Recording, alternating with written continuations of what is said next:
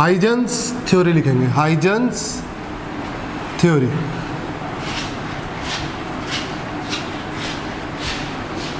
Huygens theory में लिखो, definition लिखो हाइजेंस थ्योरी की। Every point of wave front in a light beam, every point of wave front in a light beam act as a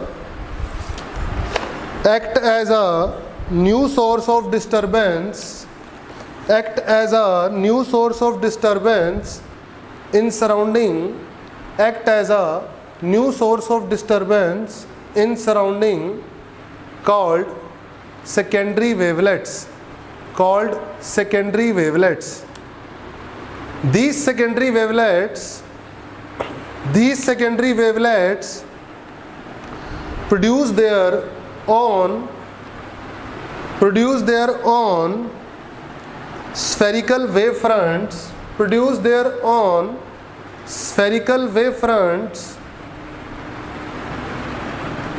and the common tangential plane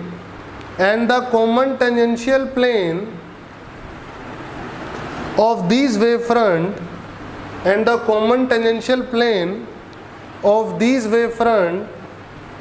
give new position of wavefront। ठीक है बेटा, क्या बोला गया? जैसे मान लो कि मैंने को लास्ट लेक्चर में डिस्कस करके बताया था, ये मान लो सोर्स है, क्या है ये? सोर्स। ठीक है, इसने डिस्टर्बेंस प्रोड्यूस करी, इसने क्या करी? डिस्टर्बेंस प्रोड्यूस करी अपने आसपास। तो टी टाइम के बाद यहाँ पर हम इसको जो डिस्टर्बेंस आगे प्रोपागेट करेगी उसको मानेंगे कि वो खुद एक सेकेंडरी सोर्स है। क्या है? खुद एक सेकेंडरी सोर्स। ठीक है, और वो अपने खुद क्या कर रही है? स्फेरिकल वेव फ्रंट निकाल रही है। क्या निकाल रही है अपने अंदर से? Spherical wave front. कैसे wave front? Spherical wave front. ठीक है बेटा, जैसे मान लो टी टाइम बाद यहाँ भी ये स्फेरिकल वेव फ्रंट। कैसे wave front? Spherical wave front. और कॉमन टेंजेंशियल सरफेस, ये टेंजेंशियल सरफेस ये पहले था। ठीक है, ये उससे पहले था, ये सबसे पहले था। ठीक है, these are what? Different position of wave front. These are what? Different positions of wave front. इनको क्या बोलते हैं हम? Secondary wavelets. क्या बोलते हैं? Secondary wavelets. ठीक है, पॉइंट सोर्स के लिए बताया, लीनियर सोर्स के लिए बताया था मैंने आपको। क्या बताया था? कि यहाँ पर मान लो थोड़ी देर बाद टी टाइम बाद बात करनी है, तो speed of light into T time बाद यहाँ पर बात करूँ। ठीक है, तो यहाँ पर डिस्टर्बेंस अब और आगे कैसे जाएगी? एक स्फेरिकल वेव फ्रंट बनेंगे। क्या बनेंगे? Spherical wave front. इधर सिमिलरली इधर बात करूँ तो स्फेरिकल वेव फ्रंट बनेंगे। ठीक है, और सिमिलरली नीचे टी टाइम बाद बात करूँ तो स्फेरिकल वेव फ्रंट बनेंगे। इधर टी टाइम बाद बात करूँ तो स्फेरिकल वेव फ्रंट बनेंगे। ठीक है, सही बात है। और कॉमन टेंजेंशियल सरफेस ये और ये। ठीक है, इससे पीछे वाले के लिए हो गया, उससे पीछे वाले ये इसके लिए हो गया बेटा। ठीक है, ये लगा लो, इसके लिए ये लगा लो। ठीक है, तो ये आपके ये वेफर ये बन गए ये। ठीक है, फिर इसके लिए बन गया आपका ये मान लो। फिर सबसे बड़ा ये बन गए वेव फ्रंट। ये डिफरेंट वेव फ्रंट आ गए। क्या आ गए? Different position of wave front आ गए। जैसे लीनियर सोर्स के लिए cylindrical wave front, point source के लिए spherical wave front. Point source के लिए कैसे वेव फ्रंट हो गया बेटा? स्फेरिकल। ठीक है, अब आगे स्टार्ट करते हैं थोड़ा। अब आगे स्टार्ट करते हैं बेटा।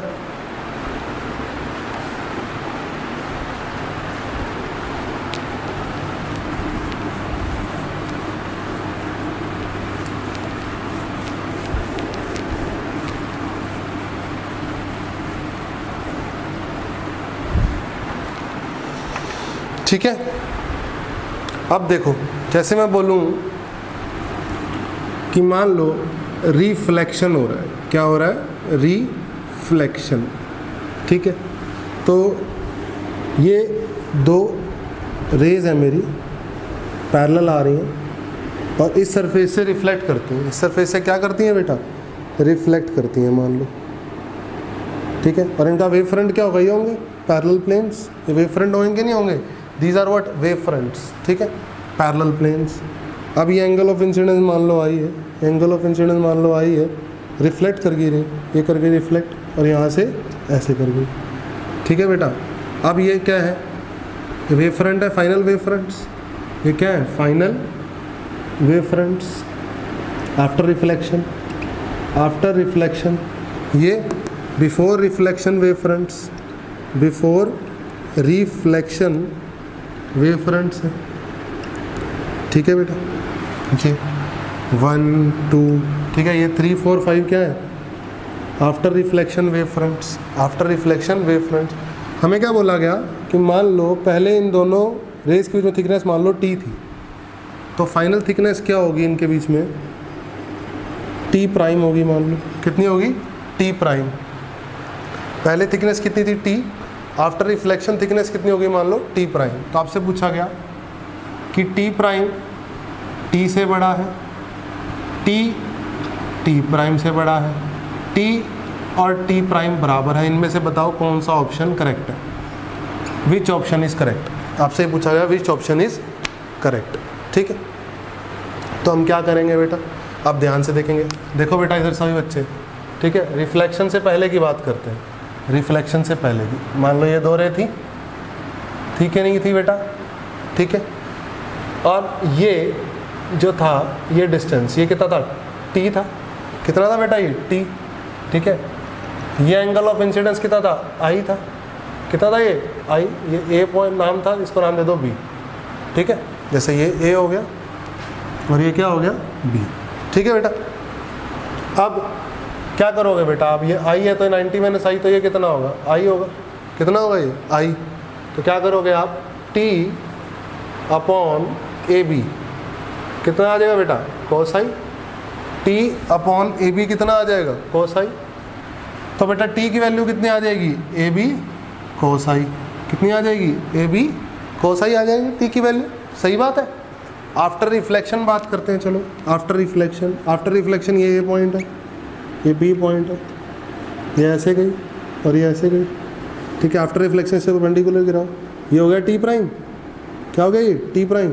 आफ्टर रिफ्लेक्शन बेटा जो एंगल ऑफ इंसिडेंस था, ये रे आ रही थी जो वाली, ठीक है, जो एंगल ऑफ इंसिडेंस था वही एंगल ऑफ रिफ्लेक्शन है, यानी ये भी आई है, तो 90 माइनस आई, तो ये कितना हो गया, आई हो गया। तो T prime over A B क्या आ गया, कोसाई आ गया।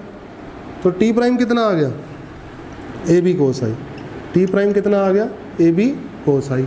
तो टी और टी प्राइम क्या हो गए यहाँ से, बराबर, यानी third option is correct, third option is correct. T is equal to what, T prime, T is equal to what, T prime. समझे, समझ में आया होगा, ठीक है। ये रिफ्लेक्शन का केस समझ में आया होगा, ठीक है। रिफ्रैक्शन का केस करते हैं, रिफ्रैक्शन का ध्यान से देखेंगे सभी बच्चे, रिफ्रैक्शन का केस करते हैं। चलो, केस ऑफ रिफ्रैक्शन, रिफ्रैक्शन का करते हैं।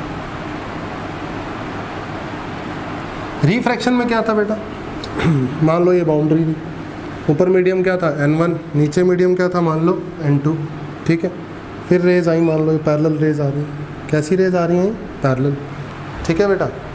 और पैरेलल आ रही हैं, ये एंगल ऑफ इंसिडेंस कितना है, जल्दी बोलो, आई, एंगल ऑफ इंसिडेंस कितना है, आई, ठीक है। ऐसा मान लेते हैं कि n2 बड़ा है, n2 बड़ा है n1 से, ठीक है। तो क्या करेंगे, ये rays bend toward normal, bend toward normal, ठीक है। और ये एंगल कितना होगा, आर, और ये एंगल भी कितना होगा बेटा, आर होगा, ठीक है। पहले इनके बीच में थिकनेस थी, वो कितनी थी, टी। अब इनके बीच में थिकनेस है, वो कितनी है बेटा, टी प्राइम है, कितनी है, टी प्राइम। फिर से आपके सामने वही सवाल खड़ा हो गया कि बताना आपको टी और टी प्राइम में रिलेशन क्या है। मतलब फिर से टी प्राइम क्या बड़ा है टी से, क्या टी प्राइम छोटा है टी से, क्या टी प्राइम और टी अभी भी बराबर है, क्या टी प्राइम और टी क्या अभी भी बराबर है, ये आपके सामने क्वेश्चन खड़ा हो, ठीक है। तो अब क्या करेंगे, आप क्या करेंगे, आप देखेंगे ध्यान से, अब सभी बच्चे बोर्ड पर ध्यान से देखेंगे कि before refraction and after refraction क्या होता है, ठीक है। बिफोर रिफ्रैक्शन बात करता हूँ मैं, बिफोर रिफ्रैक्शन, बिफोर रिफ्रैक्शन, ठीक है, रिफ्रैक्शन से पहले की बात करते हैं। यानी ये था बेटा एक रे, और एक रे ये थी, सही बात है बेटा। और ये था हमारा कितना t, और ये एंगल कितना था, ये एंगल कितना था बच्चे, I था। ये क्या था A, और ये क्या था B। तो ये I हो गया बेटा, क्योंकि ये 90 माइनस हुई वो, सही बात है। अब क्या करोगे आप, T over AB is what, cos I, T over AB is what, cos I, कोई दिक्कत नहीं है, ठीक है। After refraction start, after refraction करते हैं। आफ्टर रिफ्रैक्शन क्या हुआ देखो, आफ्टर रिफ्रैक्शन ये रे ऐसे गई और ये रे ऐसे गई, ठीक है। जो ये रे ऐसे गई ये किस एंगल पे गई, R एंगल पे गई। एंगल ऑफ रिफ्रैक्शन कितना है, R, इसे मैंने परपेंडिकुलर गिराया, तो ये क्या है T प्राइम, ये क्या है बेटा T प्राइम, ये फिर से क्या है A, ये फिर से क्या है B, सही है। तो ये R है, ये 90 माइनस R है, तो ये कितना हुआ R, ठीक है। तो T प्राइम ओवर AB कितना हुआ, cos R, T prime over AB कितना हुआ, cos R, ठीक है। तो यहाँ से AB की वैल्यू आ गई T बाई cos I, और यहाँ से AB की वैल्यू आ गई T prime by cos R, T prime by cos R। तो T ओवर T प्राइम आ गया cos I over cos R, T over T prime आ गया cos I over cos R। अब एक बात बताओ, एंगल I और एंगल R में कौन बड़ा है, एंगल I बड़ा है एंगल R से, तो cos I छोटा होता है cos R से बेटा, समझे। cos डिक्रीजिंग फंक्शन होता है फर्स्ट क्वाड्रेंट में, तो फर्स्ट क्वाड्रेंट की बात हो रही है 0 से 90 डिग्री एंगल तक की, तो cos R क्या है, बड़ा है cos I से।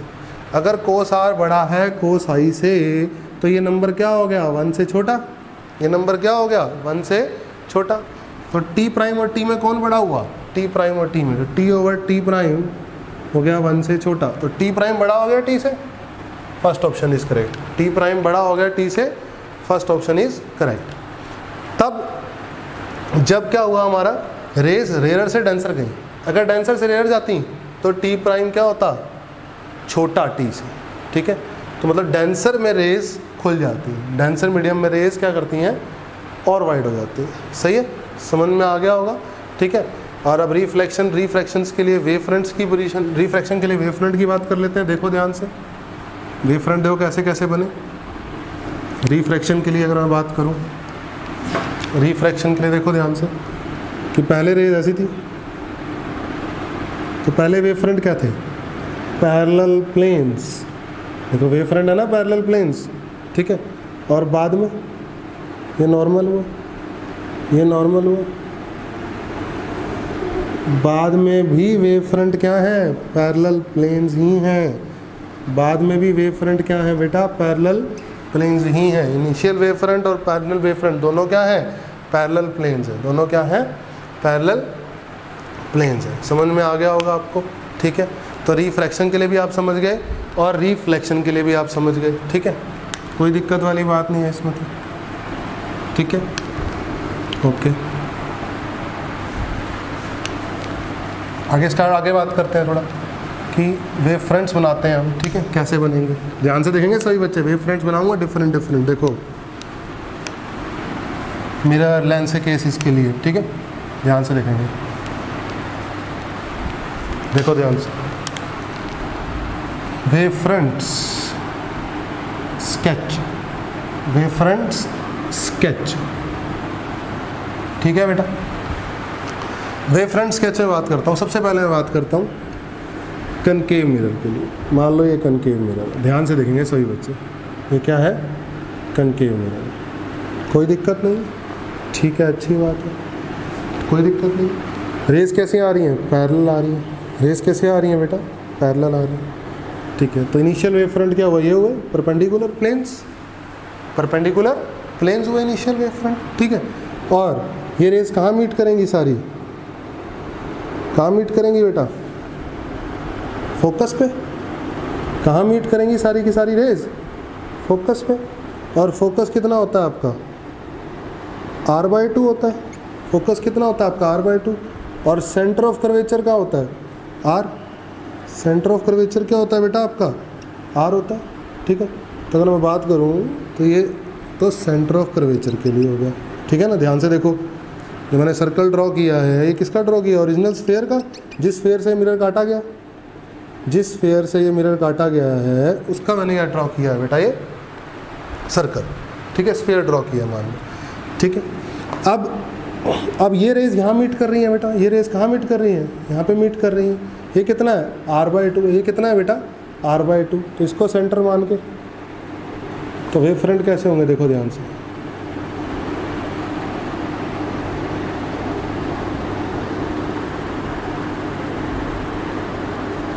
देखो ध्यान से,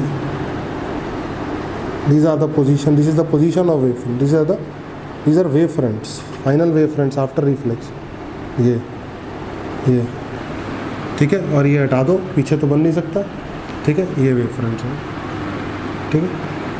ये क्या होंगे आपके वेव फ्रंट्स, इस शेप के, दिख रहे हैं आपको, ये शेप होगी वेव फ्रंट्स, यहाँ से यहाँ तक। फिर ये हिस्सा यहाँ नहीं होगा, ये पीछे से हटा दो, ठीक है, यहाँ से यहाँ तक। फिर ये यहाँ से यहाँ तक इधर, फिर इधर इधर, ठीक है बेटा। आ गया होगा समझ में आपको। ये वेव फ्रंट्स फाइनल हो गए, ये इनिशियल वेव फ्रंट्स हो गए, ठीक है।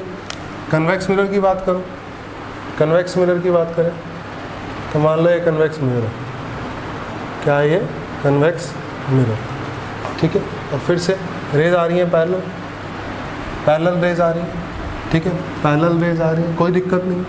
तो इनिशियल वेव फ्रंट कैसे है, पैरेलल प्लेन्स, ये हो गए सॉरी, ये हो गया बेटा, ठीक है। अब ये रेज कहाँ मीट करेंगी,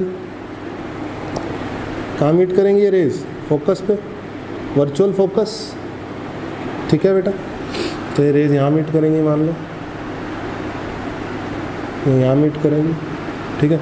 और इसका जो सेंटर होगा, सेंटर ऑफ कर्वेचर होगा, वो किधर होगा, मान लो यहाँ होगा सेंटर ऑफ कर्वेचर, ये सेंटर ऑफ कर्वेचर होगा, ये फोकस होगा, सही बात है, पक्का। तो वेव फ्रंट्स कैसे होंगे बेटा, वेव फ्रंट्स कैसे होंगे, देखो वेव फ्रंट्स ऐसे ऐसे ऐसे ऐसे, these are what wave fronts, ठीक है ना। और किसको सेंटर मान के, फोकस को सेंटर मान के, r/2 होता है ना फोकस, क्या होता है फोकस, r/2 है ना, फोकस को सेंटर मान के, सही है। ये हो गए फाइनल वेव फ्रंट्स, ये हो गए इनिशियल वेव फ्रंट्स, सही। चलो लेंस के लिए डिस्कस कर लेते हैं, लेंस के लिए, ठीक है। लेंस के लिए तो अगर मैं लेंस की बात करूं, मान लो सबसे पहले मैंने कन्वेक्स लेंस की बात करूं, ठीक है, ये हो गया कन्वेक्स लेंस, ठीक है। रेज कैसे आ रही हैं, पैरेलल, तो wave fronts, initial wave fronts parallel planes हुए, कैसे हुए, पैरेलल प्लेन। उसके बाद रेज कहाँ मीट करती हैं, सारी की सारी फोकस पे, सारी की सारी रेज कहाँ मीट करती हैं बेटा, फोकस पे है, समझो कहाँ मीट करती हैं, फोकस, ठीक है। अब फोकस को सेंटर मान के इस तरीके से हो गए wave front, perpendicular wave front, ये final wave front after refraction, ये इनिशियल वेव फ्रंट, सही है। कनकेव लेंस की बात करूँ तो, कनकेव लेंस की बात करें तो, कनकेव लेंस की बात करें तो फिर से पैरेलल रेज आ रही है,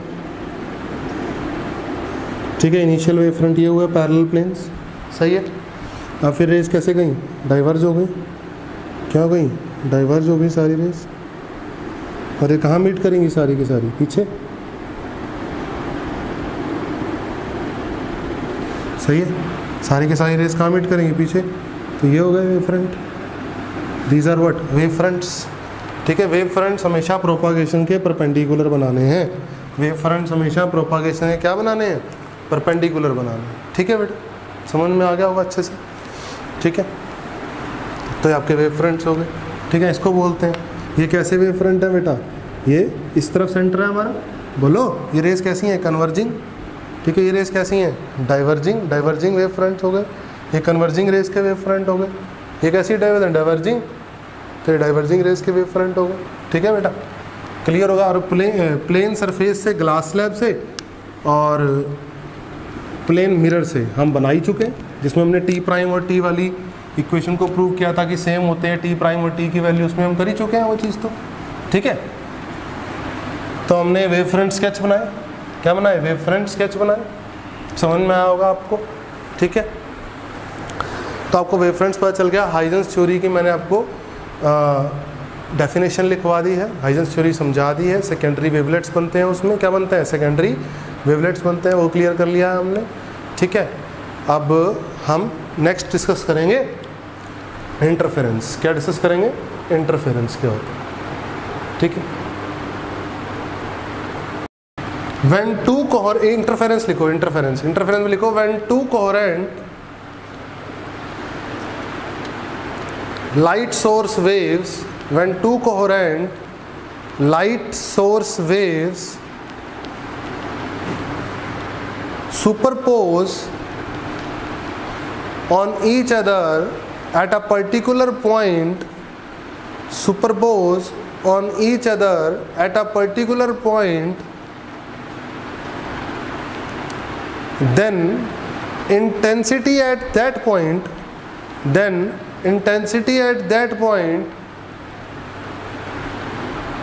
is not equal to, is different from, लिखो, is different from intensity at that point is different from sum of intensities of two individual sources, sum of intensities of two individual sources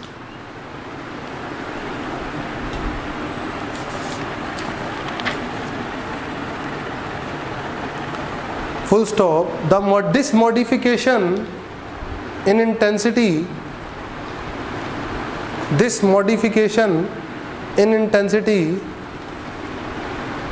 is known as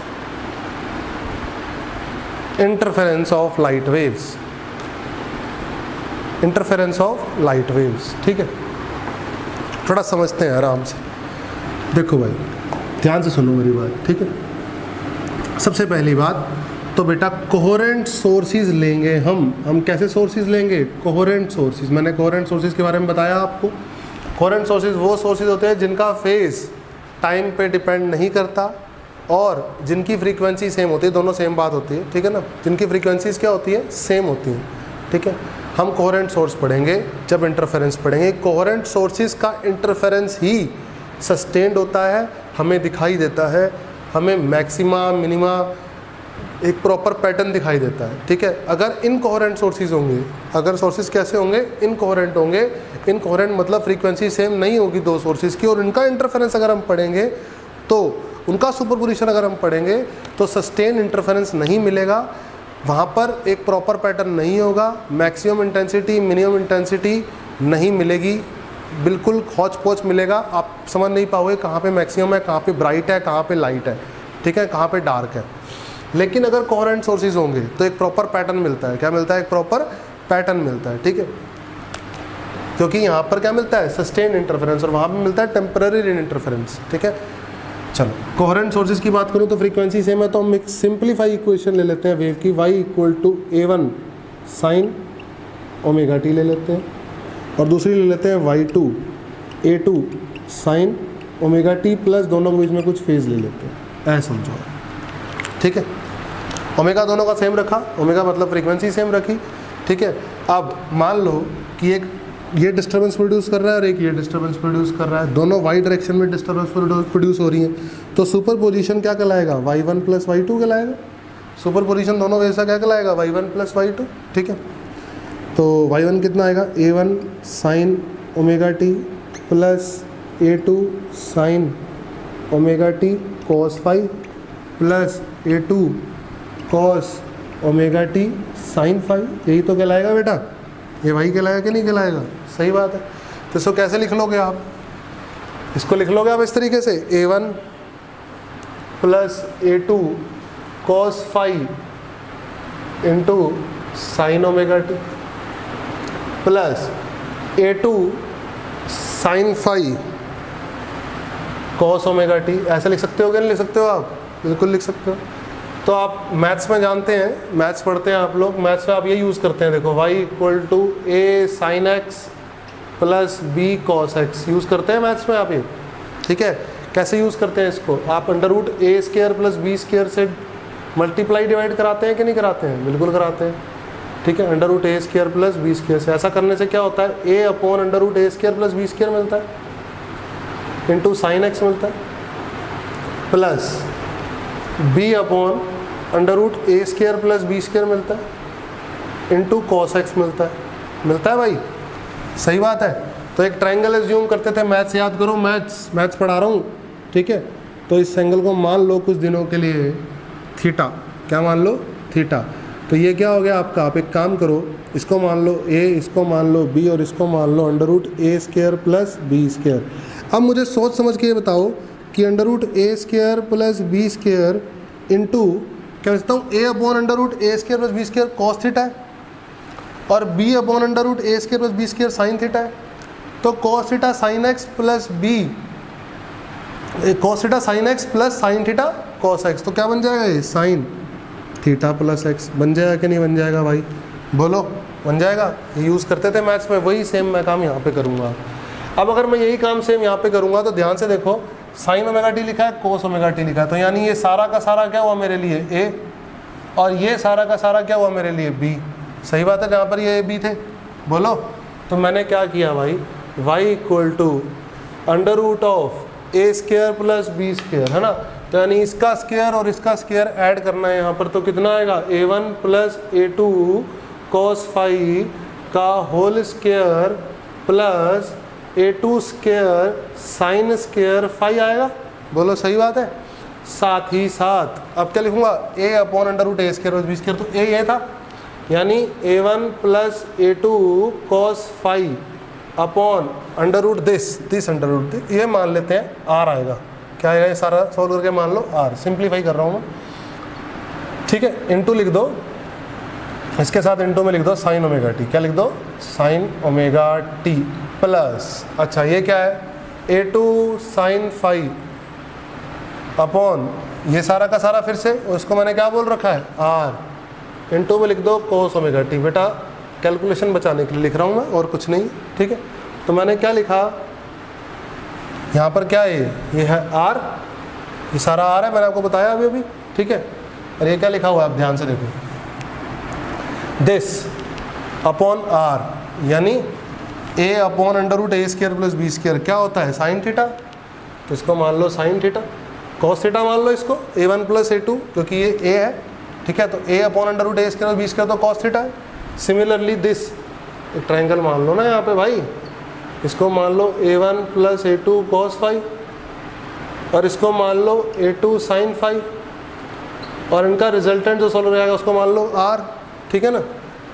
तो ये क्या लिखा हुआ है बताओ, ये theta angle है, कितना एंगल है ये, थीटा। तो क्या लिखा हुआ है, a1 plus a2 cos phi upon r cos theta, तो cos theta sine omega T, क्या लिखा हुआ है, cos theta sine omega T plus क्या लिखा हुआ है, ये लिखा हुआ है a2 sine phi upon r, यानी sine theta cos omega T. लिखा हुआ है कि नहीं लिखा हुआ भाई, देखो छोटी होगी इक्वेशन, तो मैंने लिखा इसको y equal to r sine omega T plus theta, sine omega T plus theta हो गया, साइन ए कोस है, sine B sine A cos B, sine A plus B बन गया। अब r की बात करते हैं हम, r इसको माना था, तो इसको खोलते हैं, चलो। अंडर रूट ऑफ, खोलो, a प्लस बी का होल स्क्वायर कितना आएगा, a square plus B square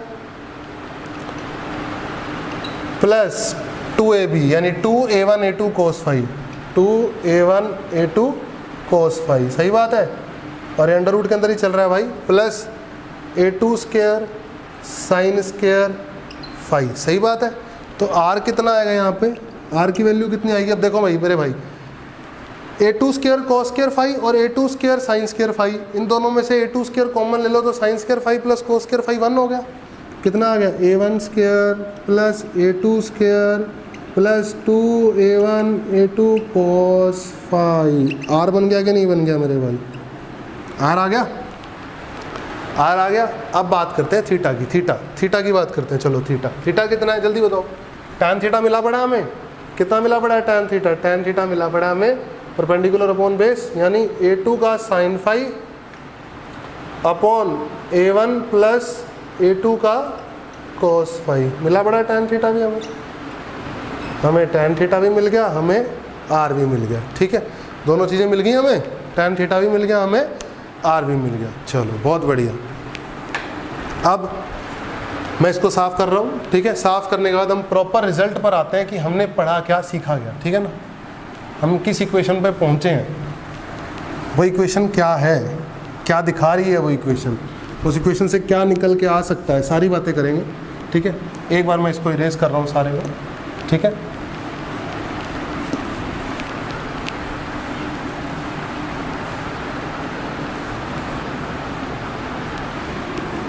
चलो, तो हमारी इक्वेशन थी शुरुआत में y1 कितनी थी, a1 sin ओमेगा t थी, और दूसरी क्या थी y2 कितनी थी, a2 sin omega t plus phi थी।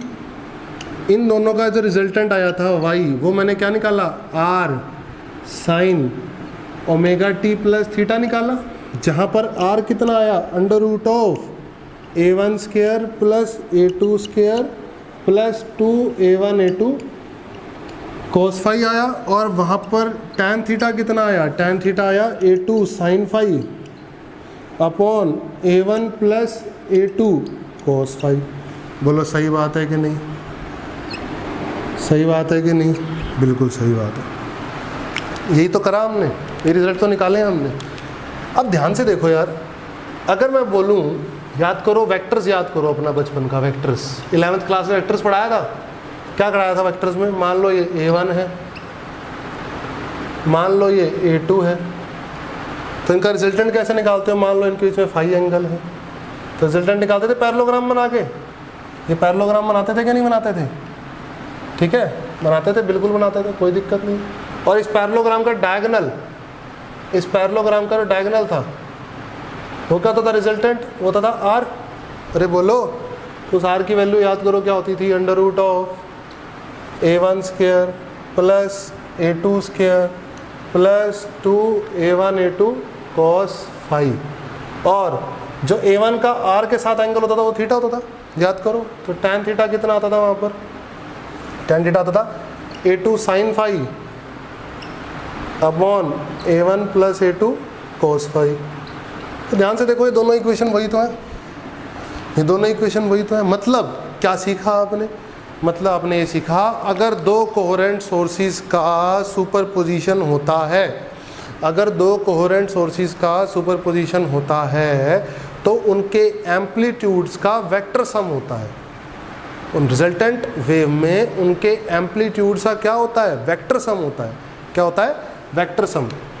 और दोनों के बीच में एंगल कितना है, फाई, दोनों के बीच में एंगल कितना है, फाई, दोनों वेव्स के बीच में, है ना, क्योंकि एक ओमेगा टी प्लस 0 है और दूसरी इससे कितना ऊपर है, फाई। देखो तो एक a1 पे तो दूसरी फाई ऊपर, ठीक है।